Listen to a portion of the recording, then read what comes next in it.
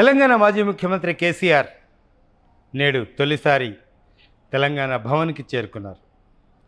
ఆయన పార్టీ ముఖ్య నేతలతో ఈరోజు ఒక కీలక సమావేశంలో పాల్గొనేందుకు తెలంగాణ భవన్కు చేరుకున్న సందర్భం కనిపిస్తోంది. ఇక పరిమిత సంఖ్యలో కృష్ణా పరివాహక ప్రాంతంలోని ముఖ్య నేతలతోనే కేసీఆర్ భేటీ అవుతున్నారు. ఏదైతే నిన్న కృష్ణా రివర్ మేనేజ్మెంట్ బోర్డుకి తెలంగాణ ప్రాజెక్టులు అప్పగిస్తున్నారు, కాంగ్రెస్ ప్రభుత్వం అప్పగిస్తోంది. దీన్ని తెలంగాణ ప్రజలు కానీ తెలంగాణ నాయకులు కానీ వ్యతిరేకించాలి అనే వార్త ఏదైతే బయటకు వచ్చిందో ఇందుకు సంబంధించి మాజీ మంత్రి హరీష్ రావు విలేకరుల సమావేశం నిర్వహించారు. ఈ నేపథ్యంలో వాతావరణం వేడెక్కిన సందర్భం, రాజకీయ వాతావరణం ఒక్కసారిగా మారిపోయిన సందర్భం కనిపిస్తోంది. ఈ నేపథ్యంలోనే కృష్ణా పరివాహక ప్రాంత ముఖ్య నేతలతో కేసీఆర్, మాజీ ముఖ్యమంత్రి కేసీఆర్ ఈరోజు తెలంగాణ భవన్లో భేటీ అవుతున్నారు. ఇక కేఆర్ఎంబీకి, కృష్ణా రివర్ మేనేజ్మెంట్ బోర్డుకి తెలంగాణ ప్రాజెక్టులను అప్పగిస్తే గనక సహించే ప్రసక్తే లేదు అనే అంశాన్ని కేసీఆర్ ఈ ముఖ్య నాయకులతో దిశానిర్దేశం చేసే అవకాశాలు ఉన్నట్లు కూడా చర్చ జరుగుతోంది. ఏం చెప్తారు? ప్రస్తుతానికైతే మీడియాని అలో చేయలేదు.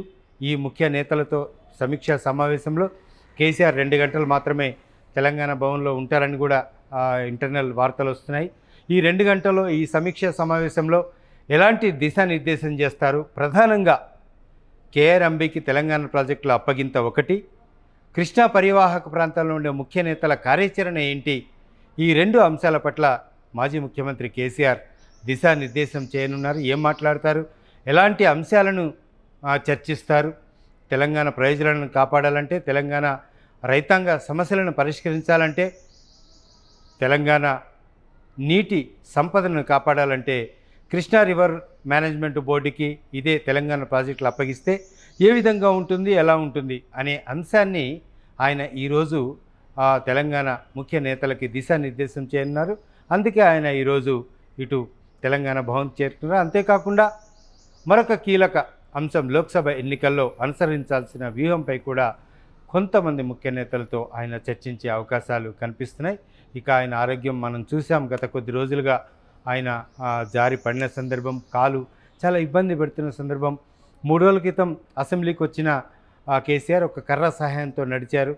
ఈ నేపథ్యంలో ఆయన ఆరోగ్య పరిస్థితిని దృష్టిలో ఉంచుకొని ఈ సమీక్షా సమావేశాల సమయాన్ని కూడా కుదించారు అనే అంశం వెలుగులోకి వస్తోంది. ఇక 2 గంటల సమీక్షా సమావేశం తర్వాత మళ్ళీ నంది హిల్స్లోని ఆయన స్వగృహానికి కేసీఆర్ చేరుకుంటారనే వార్త కూడా వస్తోంది. మొత్తానికి కేఆర్ఎంబీకి తెలంగాణ ప్రాజెక్టుల అప్పగింత, లోక్సభ ఎన్నికలు, ఏం చేయాలి కార్యాచరణ అనే అంశం పట్ల క్యాడర్కి దిశానిర్దేశం చేసే అవకాశాలు కేసీఆర్ చాలా రోజుల తర్వాత తెలంగాణ భవన్కి వచ్చిన సందర్భం.